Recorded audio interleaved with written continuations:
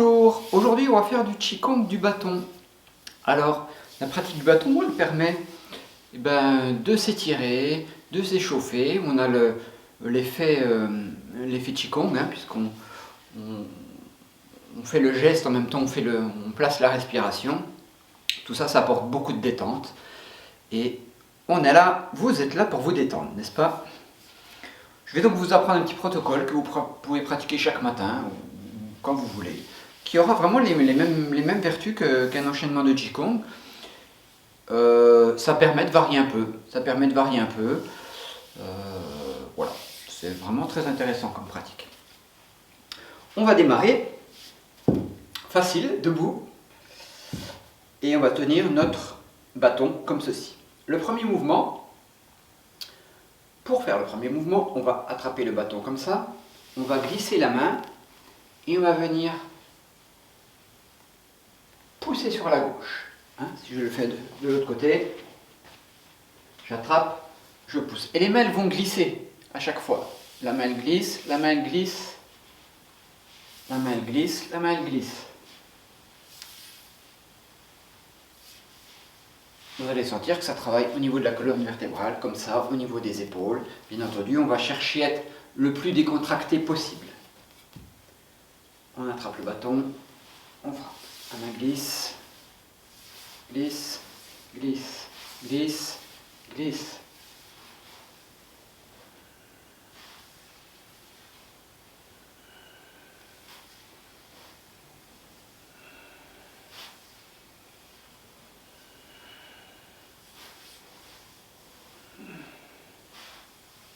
Deuxième mouvement, on va revenir, notre main glisse, on saisit notre bâton de façon assez large, on va passer l'axe des épaules et faire devant-derrière.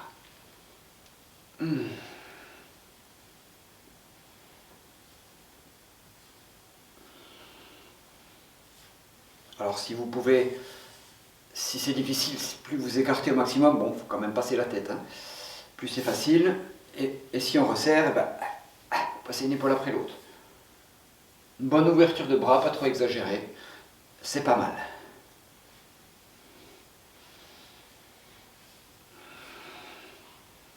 Bon travail de relâchement des épaules. Oh.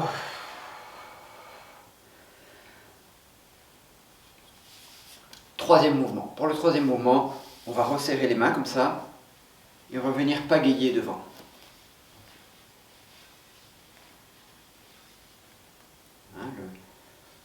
On bascule, on vient devant, on essaye d'être le plus possible dans l'axe devant, un côté, l'autre côté, un côté, l'autre côté. Ça se fait les bras assez tendus, si on est trop près du corps, ça va coincer.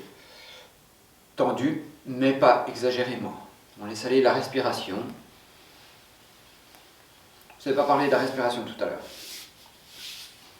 Expire, inspire, expire, inspire, expire. Quand on passe là, on peut faire inspire, expire, inspire, expire. Et là, on la laisse aller de façon naturelle.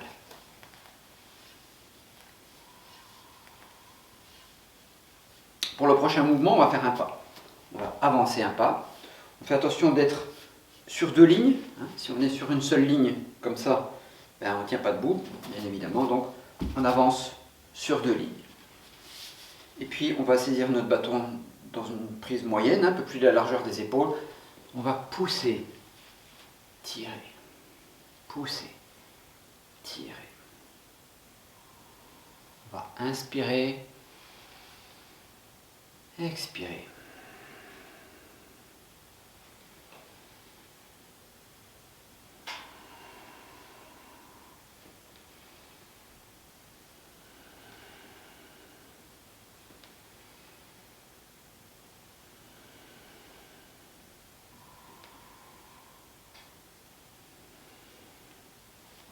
On revient, on avance l'autre pied et on expire.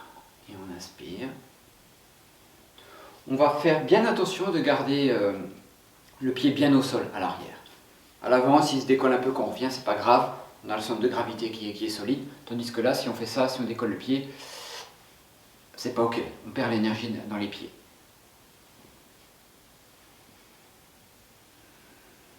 On peut tenir le bâton, hein. Moi j'ai tendance un petit peu relâcher quand je reviens, mais ça n'a pas de...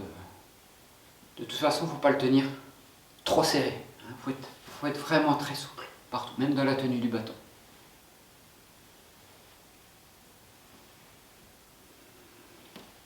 Alors, pour le mouvement suivant, il va y avoir un déplacement de jambe, mais vers l'arrière. On va reculer vers l'arrière, toujours sur notre deuxième rail, un rail, deux rails, et on va venir s'asseoir derrière. On recule, on s'assied. Ça donne cette position-là. On recule, poids du corps sur l'arrière, sur la jambe arrière. On a 80% du poids du corps là, 20% là, ou 70-30, ou 72, non, je plaisante. Comme ça. Donc on va reculer et on va piquer derrière.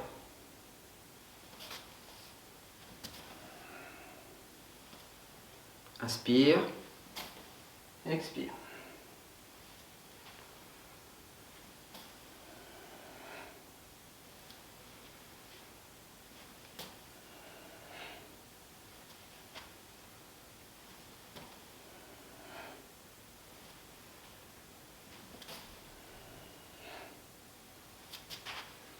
Et expiration.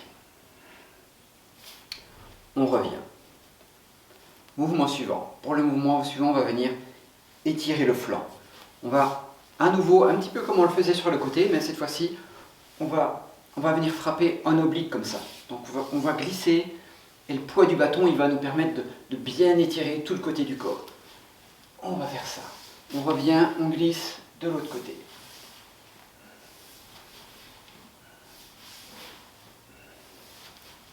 Et on n'hésite pas même à décoller là pour être vraiment le plus étendu possible. On inspire, on expire. On inspire, on expire.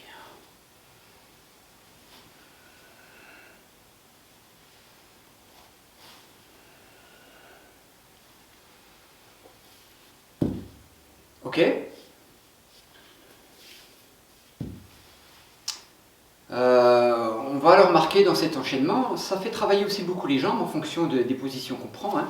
On a pris une position comme ça, on a reculé, on a pris la position sur l'arrière, et on va prendre encore une autre position qui va venir faire travailler les jambes, la souplesse. On va garder notre bâton posé, on va s'appuyer dessus à deux mains, on va poser la jambe gauche sur la droite, à l'arrière et à droite, et on va descendre comme ceci. Et c'est moins difficile parce qu'on se tient. C'est une position qu'on peut faire comme ça, bien entendu. Mais si on la fait avec le bâton, en se tenant, c'est plus facile. Là.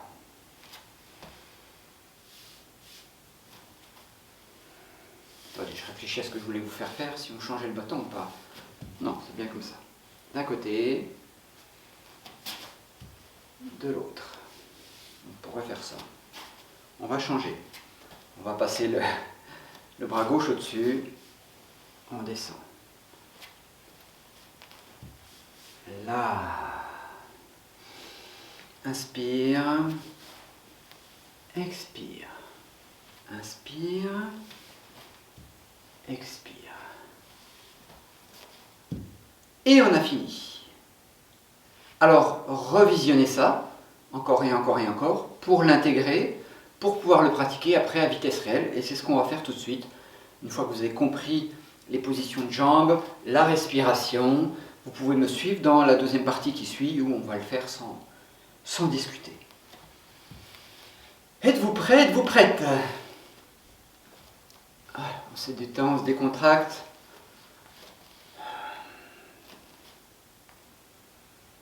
Et c'est parti.